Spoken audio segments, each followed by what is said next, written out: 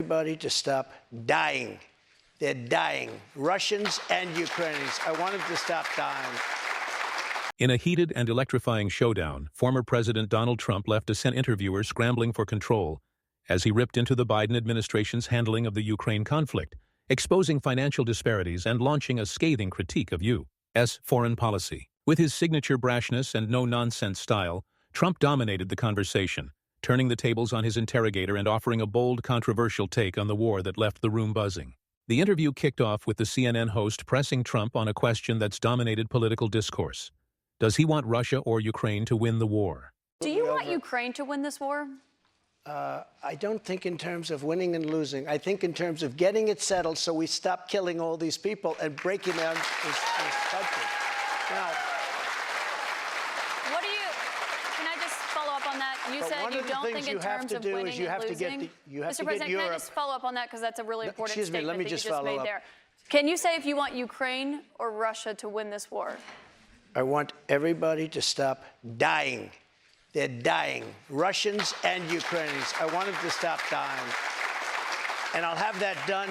I'll have that done in 24 hours. I'll have it done. You need the power of the presidency to do it. But you won't say that you want Ukraine to win. You know what I'll say? I'll say this. I want Europe to put up more money because they're in for 20 billion. We're in for 170, and they should be. And they should equalize. They have plenty of money. They should equalize.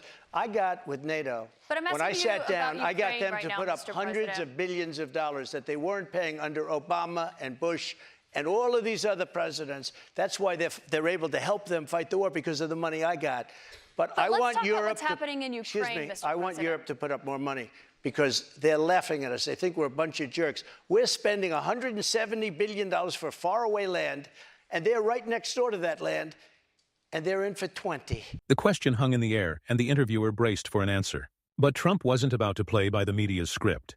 The interviewer appeared taken aback, clearly scrambling to keep pace. But Trump wasn't done.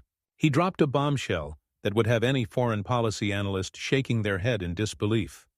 If I'm president, I will have that war settled in one day, 24 hours.